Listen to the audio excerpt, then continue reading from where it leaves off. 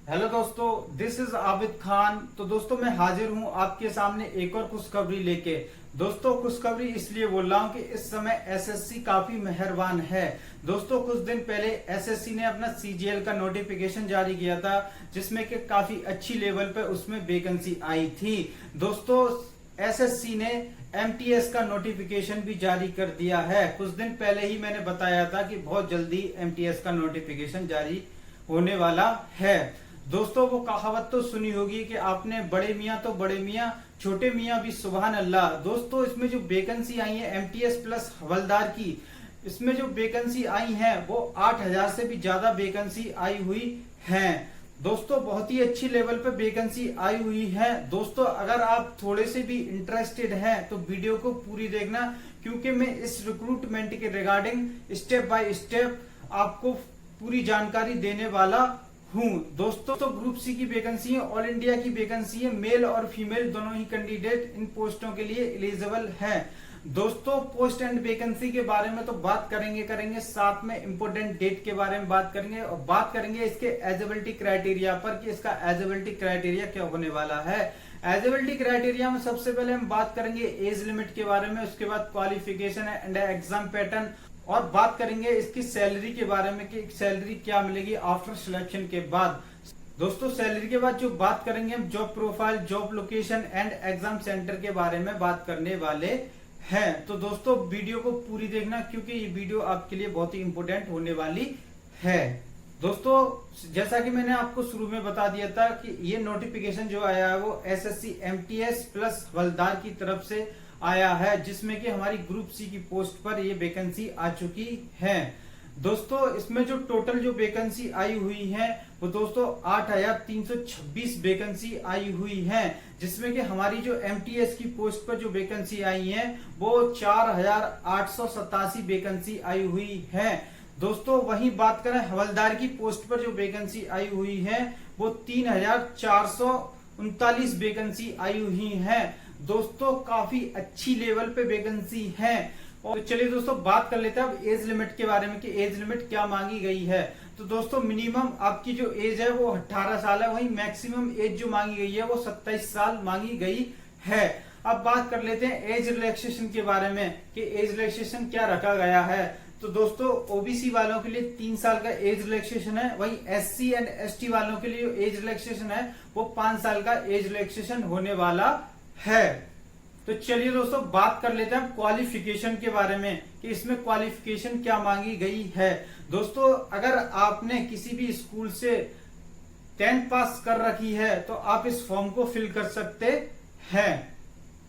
तो चलिए दोस्तों बात कर लेते हैं इंपोर्टेंट डेट के बारे में, यानी कि ऑनलाइन रजिस्ट्रेशन के बारे में कि इसके ऑनलाइन रजिस्ट्रेशन कब से होना शुरू हो रहे हैं। तो दोस्तों मैं आपको बता दूं इसके ऑनलाइन रजिस्ट्रेशन ऑलरेडी शुरू हो गए हैं। इसकी ऑनलाइन फॉर्म फिलिंग डेट जो रखी गई है वो दोस्तों 27 जून 2024 रखी गई है। वहीं बात करें अगर लास्ट डेट की फॉर्म भरने की तो आप 31 जुलाई तक आप फॉर्म फिल कर सकते हैं। दोस्तों अगर वही बात करें इसके एग्जाम की टेंटेटिव डेट की कि इसका एग्जाम कब तक हो जाएगा, तो दोस्तों इसका एग्जाम जो है वो अक्टूबर टू नवंबर में इसका एग्जाम आपको देखने को मिल जाएगा। चलिए दोस्तों बात कर लेते हैं एप्लीकेशन फी की कि इसमें एप्लीकेशन फी क्या लगने वाली है। तो दोस्तों इसमें एप्लीकेशन जो फी लगने वाली है वो जनरल ओबीसी एंड ईडब्ल्यूएस वालों के लिए आपके 100 रुपये लगेंगे। वहीं बात करें एससी एंड एसटी वालों के लिए कोई फीस चार्ज नहीं है, उनका फॉर्म बिल्कुल फ्री भरा जाएगा। चलिए दोस्तों बात कर लेते हैं अब एग्जाम स्टेज के बारे में कि आपको सिलेक्शन लेने के लिए मेजर कितने स्टेजों से गुजरना होगा। तो दोस्तों मैं आपको बता दूं जो आपकी एमटीएच की जो पोस्ट है उसमें ओनली सिंगल एग्जाम है, ना तो उसमें कोई स्किल टेस्ट है ना ही मेंस एग्जाम है। और जो हवलदार की जो पोस्ट है दोस्तों उसमें 2 एग्जाम स्टेज है। पहली स्टेज में आपका एक ऑनलाइन एग्जाम कंडक्ट किया जाएगा और दूसरी स्टेज में आपका एक फिजिकल टेस्ट होगा। तो चलिए दोस्तों बात कर लेते हैं टीयर 1 एग्जाम के बारे में। और दोस्तों मैं आपको बता दूं एमटीएस प्लस हवलदार की पोस्ट का जो टीयर 1 एग्जाम जो है बिल्कुल सेम, उसमें कुछ भी डिफरेंस नहीं है। तो चलिए दोस्तों बात कर लेते हैं टीयर 1 एग्जाम के बारे में कि इसमें कौन कौन से सब्जेक्ट पूछे गए हैं और कितने सेक्शनों में डिवाइड किया गया है। तो चलिए दोस्तों बात कर लेते हैं टीयर 1 एग्जाम के बारे में। तो दोस्तों जो आपका टीयर 1 एग्जाम जो होगा वो दोस्तों 2 सेक्शनों में डिवाइड किया गया है। पहले सेक्शन में आपका जो पूछा जाएगा वो दोस्तों मैथ एंड रीजनिंग पूछा जाएगा। दोस्तों सेक्शन 2 में जो पूछा जाएगा वो general awareness and English language पूछी जाएगी। तो चलिए दोस्तों एक बार देख लेते हैं कि कितने कितने क्वेश्चन पूछे जाएंगे और कितने मार्क्स के होंगे। तो दोस्तों बात कर लेते हैं सेक्शन 1 की। तो दोस्तों सेक्शन 1 में पहला जो सब्जेक्ट जो पूछा जाएगा वो मैथ पूछा जाएगा, जिसमें कि हमारे 20 क्वेश्चन होंगे और ये 20 क्वेश्चन जो होंगे वो दोस्तों 60 नंबर के होंगे। 60 नंबर के इसलिए होंगे क्योंकि दोस्तों प्रत्येक क्वेश्चन आपका 3 नंबर का होगा। वहीं बात करें सेक्शन 1 में दूसरा सब्जेक्ट जो पूछा जाएगा दोस्तों रीजनिंग पूछा जाएगा। दोस्तों रीजनिंग में भी 20 क्वेश्चन पूछे जाएंगे और ये भी 60 मार्क्स के होंगे, क्योंकि ये भी प्रत्येक क्वेश्चन आपका 3 नंबर का होगा। दोस्तों आपको सेक्शन 1 को जो सॉल्व करने को जो टाइम जो दिया जाएगा वो दोस्तों 45 मिनट दिए जाएंगे।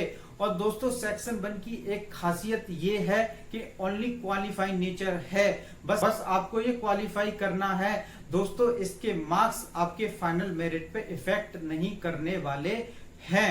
और दोस्तों इसमें कोई भी नेगेटिव मार्किंग नहीं है। आप कितने भी गलत क्वेश्चन कर दो आपके नंबर नहीं कटने वाले हैं। और दोस्तों इसमें जो टोटल जो क्वेश्चन पूछे जाएंगे वो 40 क्वेश्चन पूछे जाएंगे। वहीं इसके जो मार्क्स टोटल जो बनेंगे वो 120 मार्क्स बनेंगे।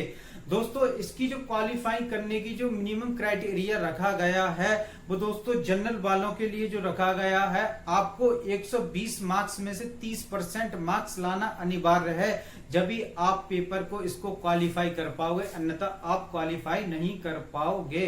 वहीं बात करें ओबीसी वालों के लिए आपको मिनिमम मार्क्स जो लाने पड़ेंगे 120 में से वो 25% लाने पड़ेंगे। अगर वहीं बात करें एससी एंड एसटी वालों के लिए 120 में से उन्हें कितने % मार्क्स लाने पड़ेंगे, तो दोस्तों उनको 20% मार्क्स लाने पड़ेंगे, जब भी आप पेपर को क्वालिफाई कर पाओगे। और ये सेक्शन जो है आपका क्वालिफाई नेचर है। आपकी फाइनल जो कट ऑफ जो बनेगी दोस्तों वो सेक्शन 2 के बेस पर बनेगी। चलिए दोस्तों बात कर लेते हैं अब सेक्शन 2 के बारे में कि उसमें पहला सब्जेक्ट कौन सा पूछा जाएगा। तो दोस्तों उसमें पहला सब्जेक्ट जो पूछा जाएगा वो जनरल अवेयरनेस पूछा जाएगा, जिसमें कि 25 क्वेश्चन पूछे जाएंगे और ये 25 क्वेश्चन आपके 75 मार्क्स के होंगे। प्रत्येक क्वेश्चन जो होगा वो दोस्तों 3 नंबर का होगा।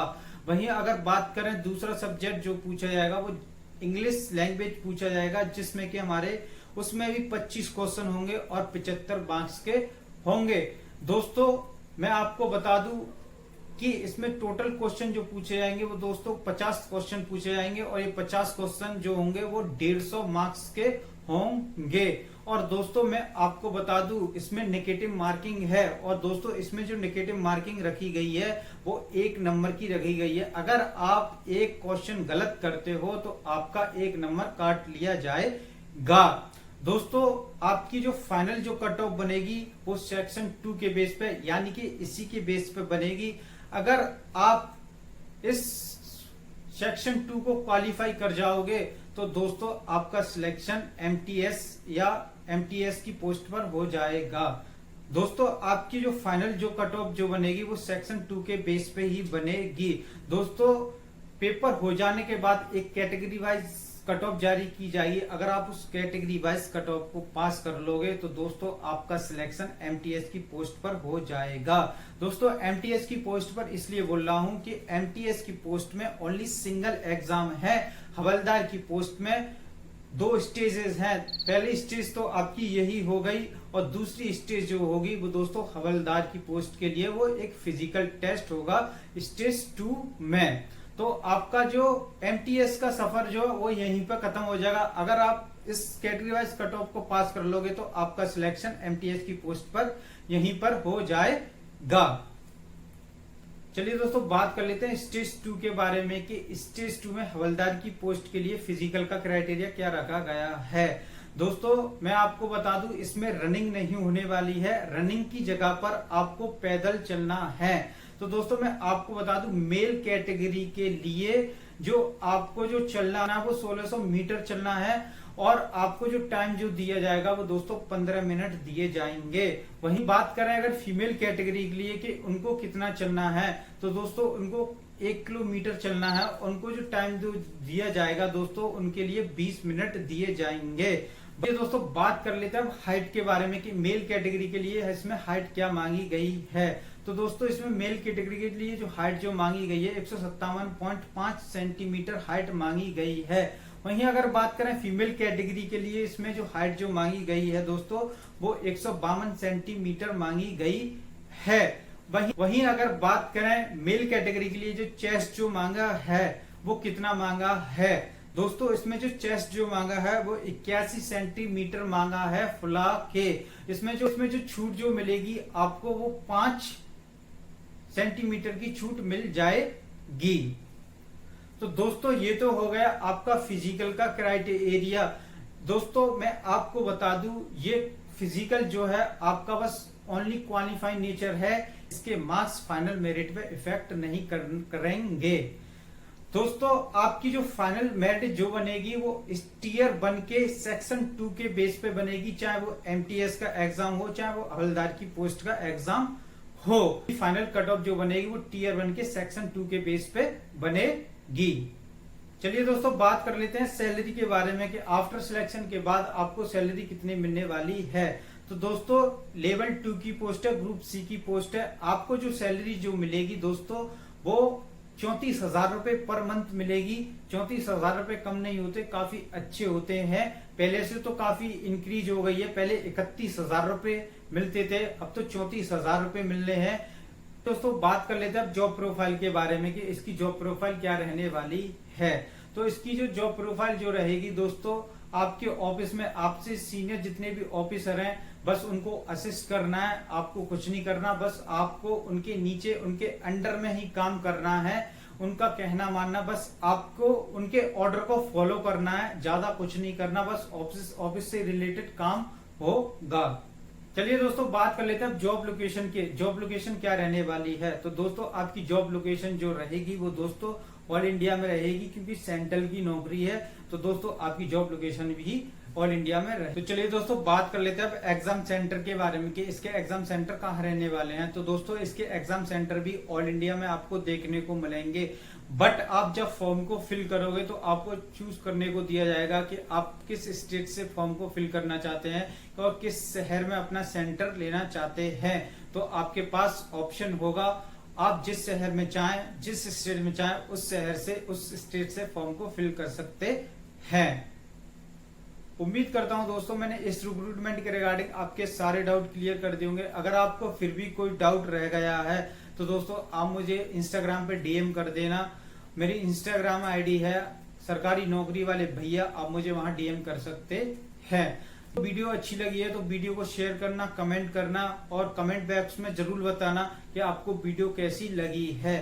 दोस्तों मिलते हैं नेक्स्ट वीडियो में, जब तक के लिए जय हिंद।